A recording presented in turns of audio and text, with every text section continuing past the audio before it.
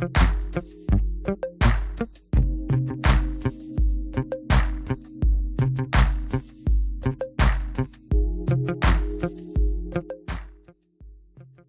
what's up, everybody? Welcome back to Fighting with Friends. It's your boy, Brother Gaia, back again for another preview. This time it is going to be UFC Fight Night Shanghai. Johnny Walker taking on Zhang Mingyang, and this is going to be a crazy main event. But before I get into the card, please drop a like, drop a share, let your friends know that we have a YouTube channel, let everybody know that we're popping off, doing some fight content for you people out there, and hoping to grow this channel. Purely based on the interaction we get from everybody else, right? We do this because we love to do the banter, we love to talk about fights, and I'm sure everybody that has been tuning into the channel and does watch fights have got things to say, and this is what this platform is all about. Okay, so as always, we will start at the top of the card. This fight night will be taking place this Saturday, 23rd of August. Funny enough, at at 9 a.m. South African time. Get that, make that make sense, but obviously because it's in Asia. So it's not really prime time for the US, but it is a decent time for us in South Africa. So I may or may not do a live for this fight card. We'll have to see. It is a little bit of a random fight card, I'm not gonna lie. Apart from the first 4 fights in this fight card, the rest of the fight card for me is pretty unknown. But I'm sure it'll be exciting nonetheless. Okay, as always, like I said, we'll start off with the card where we see Johnny Walker taking on, like I said, Zhang Mingyang. This is light heavyweight bout. Both guys are ranked. So it should make for a very good fight, and purely because both guys are either getting finished or they ones that are being finished, right? Johnny Walker, some stats for you. He is ranked number 13 in the light heavyweight division. His record is 21 wins, 9 losses, 0 no contests. He's got 16 wins by KO, 3 wins by sub, 17 first round finishes, which is crazy. But that's the kind of fights he's in, right? He's just going out there getting knockouts. Okay, he's currently on a 3-fight losing streak. We know what's going on there. He lost to Volkan Oezdemir by first round KO in his last fight. No surprise there. It's the kind of matchup you'll get when you put those guys in the ring together. Zhang Mingyang is ranked number 14 in the light heavyweight division. I think he's going to climb it quite quickly, especially if he gets a win over Walker here. His record is 19 wins, 6 losses, 0 no contest, 13 wins by KO, 6 wins by sub, and 19 first round finishes. These guys just love to get finishes. He's currently on a 3-fight win streak in the UFC. He beat Anthony Smith by first round KO in that last fight, but Anthony Smith wasn't really in the best of minds at that time. That's not to make any excuses. Zhang Mingyang is 3-0 in the UFC, and all 3 of his wins has come via first round KOs. So yeah, like I said, this main event of this fight card is probably going to be super explosive. I do expect the first round finish again. I don't see it going past that first round. That's because both guys don't allow it to go past the first round. It's going to be a stand-up warfare. You don't often see Johnny Walker or Zhang Mingyang shoot for takedowns. They may grapple in terms of a clinch position up against the cage. But I think when that happens, it's usually because both guys maybe want to take a break or they want to get out of danger. Other than that, primarily they both want to be standing. That's what they want to do. They want to get into the center of the octagon and let those fists fly. And purely based on that, I'm going to go Zhang Mingyang. I think he's the crisp boxer. I think he's cleaner, he's sharper. Johnny Walker does possess some tools that can make it a bit difficult for Zhang Mingyang, purely being the bigger guy. 6'6", uses his reach really well, has got some knockout power, but he's a bit slower. And like I said, the boxing that you get from Zhang Mingyang is sharper. It's faster. It's straight to the target. Good 1-2s, good kicks. He bounces on his feet really well. I think he's got the better footwork in terms of navigating the ring a little bit better. Whereas Johnny Walker got a touch of death. I mean, his last couple of performances, last 3 fights, even prior to that, hasn't been the best. That's why he's ranked number 13. There was a time where he was looked to be the scariest dude in the light heavyweight division, but then it didn't take long before people found him out and was able to beat him up pretty easily, And I know his other fights in the heavyweight division And it looks like the camp has kind of leveled up their game in terms of being a little bit more strategic, game planning, not just going in there to head hunt and get into a bit of a brawl. But I don't know, Johnny Walker fights like his brother. His brother seems to have a little bit better understanding on how to fight an MMA fight. Because Johnny Walker is like, I'm gonna go in there and I'm gonna hit you as hard as I can and take you out of there, but I'm also going to risk it for it. And that's where he gets knocked out, he gets beaten up. And this fight can go one or two ways. Either it's gonna end in the first round finish or we're gonna get a 3-round decision, which ultimately end in a very boring fight. So my final take on this one, I'm gonna go Zhang Mingyang for the win. I think he's gonna be the one that brings the more vibrant fight style, right? The more vibrant game, and he's faster. He doesn't really get hit that much, and he's got devastating boxing combinations, which result in guys getting knocked out pretty easily by him. In the first round, you can call me getting high on these records so far, but I mean, you don't come into the UFC other than like fighters like Korea, for example. You don't come into the UFC and go on a run and knocking people out. You know what I mean? It's not like he's going on a run where he won 3 fights in a row, but it's all decision or 2 knockouts or 1 knockout and then 3 and 2 decisions. He's knocking people out though in devastating fashion. And they're fighting in China. It's his backyard. So I'm gonna go with the home crowd advantage here, and I'm gonna go Zhang Mingyang first round finish as well, which will extend his record to 4-0 in the UFC, 4 first round finishes. And like I said, he's got the stuff to climb the ranks. I don't know if he's going to be a world beater in this division, right? Because once we get to that top 5, top 6 of this light heavyweight division, it becomes difficult. That's when the guys really struggle to find themselves and stay and become a mainstay, right? So, but let's see. I'm buying the chips. I'm gonna buy the ticket for Zhang Mingyang and see what it's all about. So, yeah, let's go Zhang Mingyang for the win. Ooh, pardon me. If you got a different opinion and you're gonna go with Johnny Walker, let me know in the comments, please, ladies and gentlemen. You know where that is. Drop a like, drop a share, drop a comment. And let me know why you got Johnny Walker winning that main event. Moving on, we have basically a title fight if you think about who's fighting. It's Brian TC Ortega taking on Aljamain the backpack Sterling. I'm super hyped for this one as well. Like I said, the first 4 fights of this fight card are quite entertaining. The top 2 fights on this fight card are very much entertaining. You could argue that on any other day, on any other event, Brian Ortega and Aljamain Sterling could be a headliner for the fight card. Literally, yeah, that's how good this fight is.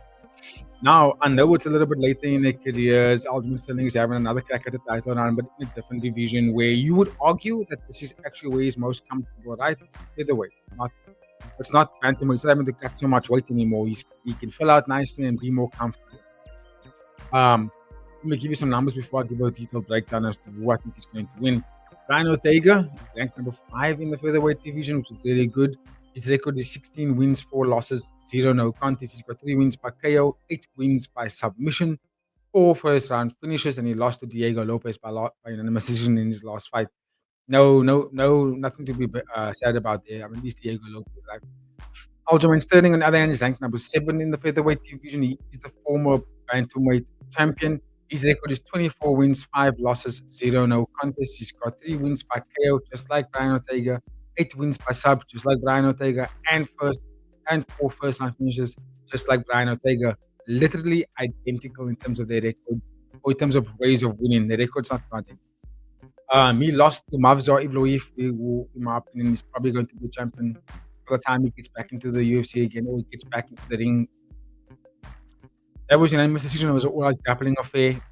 Kind of was a bit boring, but still very exciting, in my opinion, because unlike Khamzat Chimaev, it was a grappling warfare. Guys were going at it.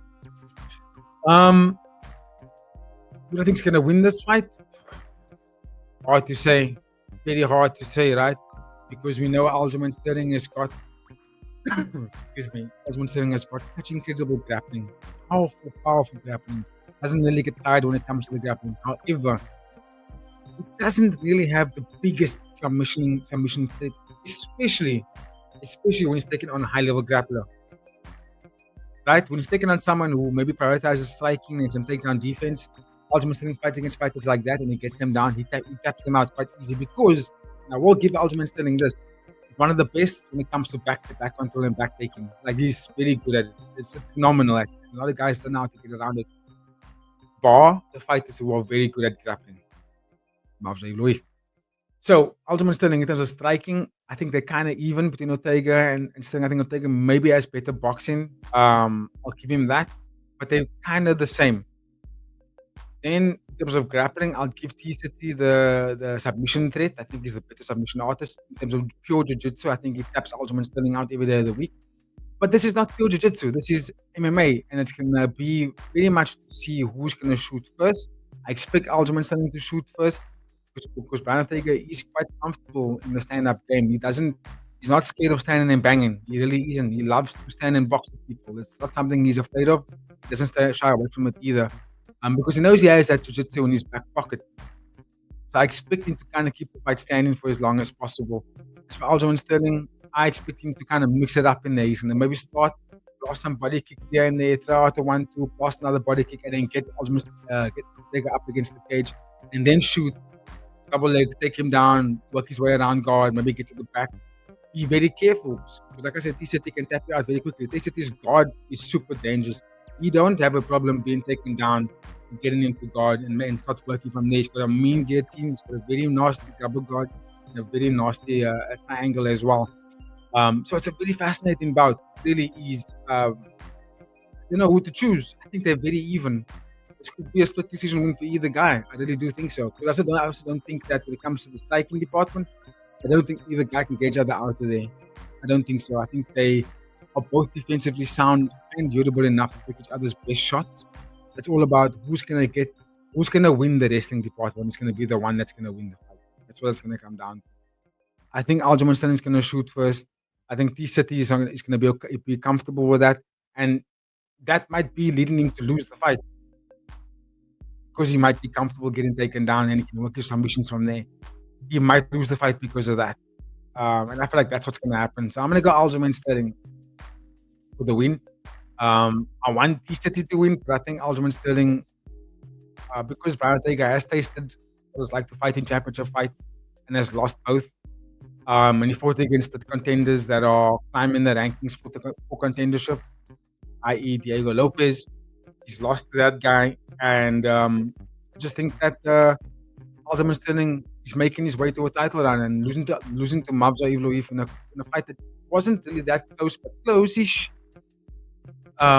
Tells me that Aljamain Sterling still has a bit more to fight. Like he still thinks that I can still go for this title.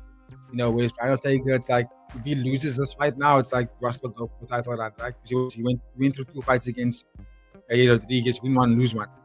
So for me, Brian Ortega is going to be like the Dustin Poirier of the featherweight division. It's like you're gonna be considered to be one of the best in that division, but never really tasted the gold. You know what I'm saying? You weren't even an interim champion. You were just guy who challenged the best guys. Which is nothing to be sad about. It's still going to be remembering as the guy that pushed the best guys to their best limit. Which I think is still something to be proud of. Whereas Aljamain Sterling, this is a second run. This is a second coming for him. So there's more to it. There's more to lose for him than Ortega in this one. So I'm going to go Aljamain Sterling to win this fight by a split decision. If not, then win it by unanimous. I don't see him finishing Ortega, and I don't see Ortega finishing him either. But you can give me your thoughts in the comments, please, ladies and gentlemen. That's going to be a crazy co-main event. But I'm going to go Aljamain Sterling to win by decision by just doing a lot of takedowns, back control, a lot of control time, and then winning the fight via that avenue. I don't expect either guy to finish each other. However, I'm going to keep it moving to the next fight. Someone's going to sleep in this fight. Definitely someone is going to sleep in this fight. If we get a decision fight in this fight, I'll be very disappointed. Honestly, very disappointed. This is a heavyweight fight. I know it is very, very excited about. Sergey Pavlovich back at it again. Number 3 heavyweight contender in the world or in the UFC. His record is 19 wins, 3 losses, 0 contests, 15 wins by KO, 15 first round finishes. He beat Jairzinho Rosenstruck by unanimous decision in his last fight, where Rosenstruck got cut in the promotion immediately after that. He's taking on a very good contender that's climbing the ranks pretty fast, Waldo Cortez or Costa. He is ranked number 6 in the heavyweight division. His record is 14 wins, 1 loss, 0 no contest. My guy looks insane. 6 wins by KO, 1 win by sub, 3 first round finishes, 5-fight win streak, beating Spivak by unanimous decision in his last fight, which I thought he was going to lose. I thought he was going to get fucked up, but he didn't. And he fought a very good fight in that fight as well. Coming out of the Dominican Republic, very big guy. Both these dudes are well over 6 foot. This is gonna be a brawl for sure. Pavlovich is very, very scary in that first round, but so is Costa. Both guys have got devastating boxing. It's gonna be a cautious first round because I do think both guys can see that they both possess the power and the boxing ability to knock each other out. So what we're probably gonna get is a very efficient first round. Where they're gonna size each other up. There might be a little bit of a feinting and maybe a fake one to just kind of pull out what the opponent might do. Let's see how they're gonna react to an overhand right. How are you gonna react to my jab? How are you gonna react to my 1-2? How are you gonna react to a body shot? That's probably what we're going to get in the first round. Is a feel out moment where they're gonna be like, I'm not gonna commit immediately because we both know that if we count on each other here, we can knock each other out. I do think Costa might come out a little wilder.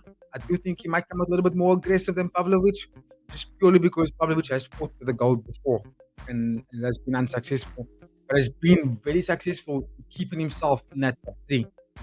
And I commend Pavlovich for that because he hasn't been an inactive fighter. He's been a frequent heavyweight. Just like Volkov. And my guy fights really well. Whereas Waldo Costa is, let's be honest, dude, since 2023, he's been very active in that heavyweight division. One of the most active heavyweights of them all, actually, in that division. Fighting frequently. 2 fights or 3 fights in 2023. I think it was 3 fights in 2024 and 1 fight in 2025. He's been very active. Very, very active as a heavyweight. So I expect him to come in here with that same kind of momentum. I'm going to go Waldo Costa, but that's just very lightly. I never really bet against Sergey Pavlovich, even when he fought against Alexander Volkov, who I thought Volkov was going to beat him, and Volkov did beat him. But even in that fight, I went to Pavlovich because I think he's so dangerous. I think he's a dangerous heavyweight. But the fight against Jairzinho Rozenstruik showed me that Pavlovich has been a step slower. He's gone a step backwards because Rozenstruik was there for the taking. Let's be honest. Rozenstruik was there for the taking, and Pavlovich didn't go and take him. And that kind of showed me that Pavlovich has taken a step back a little bit. He's regressed a little bit in his career. I'm hoping he proves me wrong in this weekend and fucks up Waldo. But I don't think it's gonna happen. I think Waldo Costa is probably going to sleep Pavlovich, and we're gonna get a holy shit moment. So we can then go, whoa, what the fuck? And it's probably going to boost Costa to the position where he's now gonna be, next in line after Cyril Gane fights against Tom Aspinall. Or Costa will probably get to fight against Alexander Volkov next. That might be the thing, and it'll be an amount in this match. I think, correct me if I'm wrong, what's his name is fighting soon? Jailton Almeida. He's fighting somebody. Yeah, Jailton Almeida is fighting someone in the heavyweight division. So that means the top 5 of the heavyweight division is moving, though. The guys are actually getting active now. So I'm happy because now there's no stalemating happening in the division. Now that Aspinall is the official champion, there's no stalemating. I think it's really amazing. Curtis Blades lost to someone recently. Alexander Volkov is taking on Jailton Almeida October 2025, October 25th. So there you go. So that's the movement for that heavyweight division, which I love. I'm very impressed with that. That Alexander Volkov taking on Jailton Almeida, number 1 contenders fight. Cyril Gane versus Tom Aspinall. Now we've got Sergey Spivak versus Walter Costa. The entire top 6, including the champion, is active for the remainder of 2025. How amazing. Finally, this division is actually moving. But I'm going to go Waldo Costa to assert his name and dominance in the heavyweight division after beating Sergey Pavlovich this weekend. Let's go. First round KO or a 3-round decision for Waldo Costa. If you got a different opinion, let your boy know in the comments, please. I'm going to keep it moving to the 4th fight on that main card. From the top. We got Sumadaji taking on Kevin Poras. This is also going to be a crazy fight. I'm expecting a finish here as well. Just because both guys are super, super electric in how they fight in terms of their styles. Sumadaji is not ranked. His record is 17 wins, 7 losses, 0 no contest. 13 wins by KO, 11 first round finishes. He beat Mitch Pozo by decision in his last fight. Not the most entertaining fight, to be honest with you.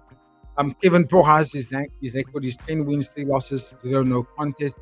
8 wins by KO, 5 first round finishes. He beat Ronaldo Rodriguez, Lazy Boy, by unanimous decision in his last fight. Very impressive win, by the way, because everyone thought he was going to lose. He was a big underdog in that fight. And he went out there and schooled Lazy Boy, which I thought was really impressive by his performance. I liked it. I really liked what he did. So in this fight, I don't think it's going to play out. I want to go Sumadaji, right? Being the bigger guy, the rangier fighter, very durable, hard to put away, strong grappling. Doesn't have the biggest submission grappling, but like good takedown defense. He primarily wants to box with you. He wants to keep it standing, which may actually favor not favor, but it will favor both guys. Because Kevin Boras doesn't really want to wrestle that much. You saw where they fight with Ronaldo Rodriguez, where Ronaldo Rodriguez tried to take him down a lot of the times, and Boras was just able to defend all of its stuff, takedowns, get back to the boxing range, and let those hands go. I think that's gonna make a very entertaining fight because both guys are gonna want to stand and put on a performance here. So I'm gonna favor Sumadaji, right? So I think he's gonna use that range. I think he's gonna use that range really well. Kevin Boss is gonna have to get in tight, getting close and but keep his guard up and be a very tight boxer. Look to body shot a lot in this fight. Use the carve kicks as well because then you can slow down Sumadaji really well. If you look at the fight against Raposo against Sumadaji, Mitch Raposo was able to really attack the legs of Sumadaji, which right was decision. He was able to attack the legs and be active with those takedowns, not allow Sumadaji to sit. That was a very good game plan, actually. And if you look at Sumadaji's losses in the UFC, when fighters really grappled him and didn't give him time to settle. Right? Because once he settles, he's very durable. He can take a shot, but he doesn't really like to grapple that much. Once you let Sumadaji settle in the boxing range and he started to do this to you, where he's lifting his hands up like he's asking you what's up. When he's doing stuff like that, he knows he's got you, right? He's gonna jab you fucked up and let those hands go. So for Kevin Boas, in my opinion, he needs to keep Sumadaji actively defending. Not passively defending, actively defending. Because when Sumadaji is passively defending, what I mean by that is Sumadaji is defending by slipping and ripping. He's not going backwards, going block, get out of the way. He's not doing that. He's maybe slipping a shot, landing on you. Maybe passive defense, meaning he might not check your kick. They'll just take it and throw and look to counter. That's him being passive. When he's actively defending, it's meaning that he's forced to block stuff and go back and stuff a takedown. When you force him to do that, then he can't be offensive on you. And that's when that's where you're gonna take away the chances, limit the opportunities for him to actually land something massive on you. I think Kevin Boas is gonna have to fight that kind of fight. Especially because it's gonna be standing. If I'm blasting a lot of calf kicks at the shorter fighter. Force him to think about the bottom part of his body. And then going forward, start his attacks. I'm Kevin Boas. I start my attacks with the body. You know what I mean? Especially come out of the orthodox stance. I will go hard right straight to the body. Bang! Pull back. Right, and then come up left to try to back to the body, pull away again. Don't start with a 1-2 to the head as the shorter fighter. It's going to make it easier for Sumadaji to counter him. So this is going to be a fascinating fight. High pace for that flyweight division. I'm looking forward to it. Very much looking forward to it. Give me a chance to check my stuff. Think about the comment. Let me know in the section of what you think about that fight. I'll move on to the rest of the part.